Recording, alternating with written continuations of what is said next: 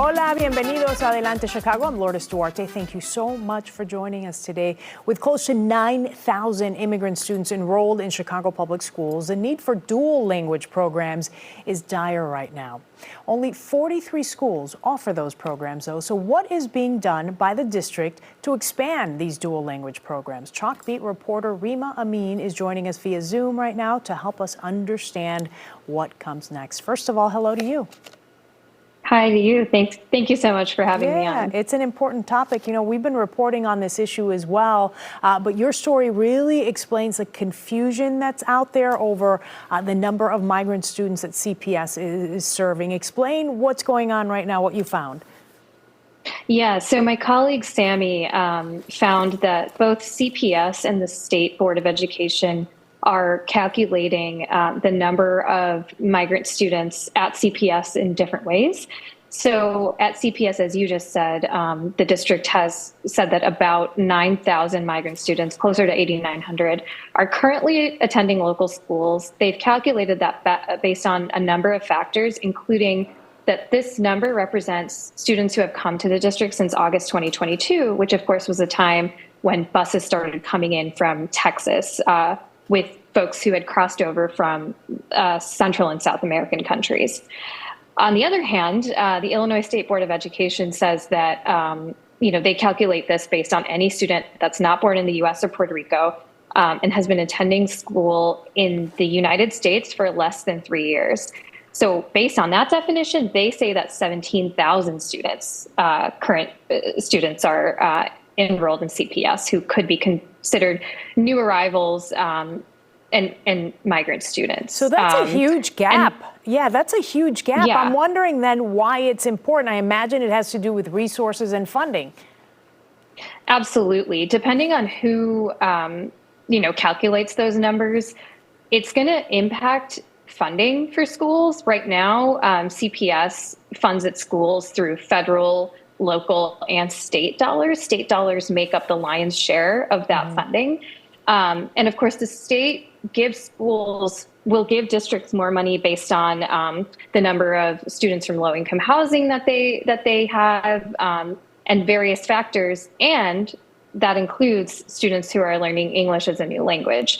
And so, but the complication here is that with this recent arrival of migrant students, there are a lot more needs that I think educators are seeing on the ground, including that many of these kids are coming to school having not gone to formal school in their home country, sometimes for several years. And so they're not only coming to CPS with language needs and support, but they're also coming with needs for social emotional support and just getting them on grade level. And so at the state level, state lawmaker Fred Crespo has filed a bill to create a grant. I think it's called the New Arrivals Grant, that schools can tap into if they're seeing this kind of need show up. But of course, there's not total consistency here on that actual number of students that the district has enrolled. And anecdotally, I imagine your colleagues and yourself have probably talked to parents or educators who are saying, look, this is a real issue. This is what's happening to these students day in, day out. So explain to me kind of what you're seeing on the ground. Yeah, on the ground, it's a really varied picture. I think, the Chicago Teachers Union and we've heard as well from individual teachers who say that schools are really stretched. Teachers are feeling really stretched, even those that have taught English language learners for many years. I should say here that CPS is not new to teaching English language learners. This is a city of immigrants. They've welcomed newcomer children throughout the agency's history, but so many children are enrolled now who are learning English as a new language that staff at schools feel like they need more. They need more support to ensure that every child is receiving the instruction that they are legally entitled to. Mm-hmm. On the other hand, when we talk to families on the ground, they feel very. I've often heard families so excited about being enrolled in American school, in a school in the United States.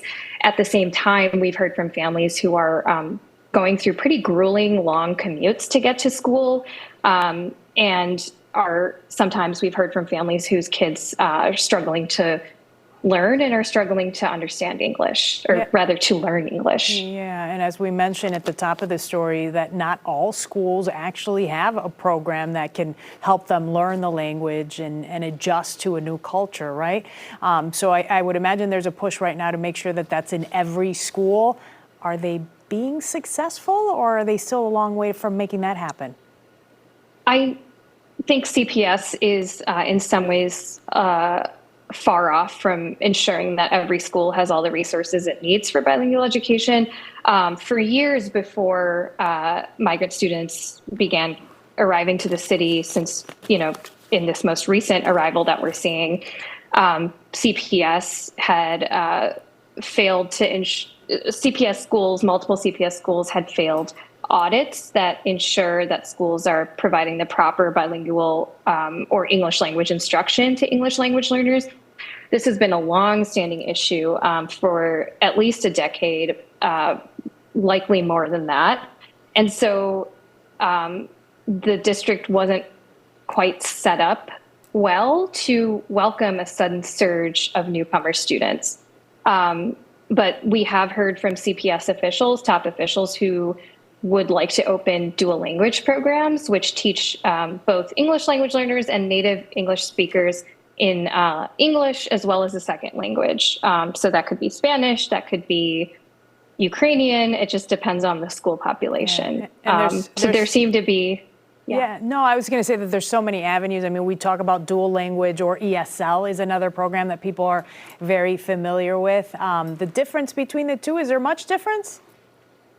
There's a huge difference, yeah. Okay. So ESL is when a child learning English as a new language is taught only in English. So I kind of think of it as a crash course in learning English. And that's as opposed to dual language, which a lot of advocates consider kind of the gold standard in language instruction. And what that is when both native English speakers and then those who are learning English as a new language are in the same classroom, and the entire day they learn in both languages. Spanish, for example, a Spanish dual language program would involve kids learning both in English and Spanish throughout the day. So interesting. And then, different programs, depending on the program, as the kids get older, they will reduce the reliance on Spanish language instruction, for example, and add in more English language instruction. Yeah, so much that we can talk about this. It's a huge issue. We appreciate your time. Rima Amin with Chalkbeat. We'll talk to you again soon, and you can follow their stories, chalkbeat.org. Thank you.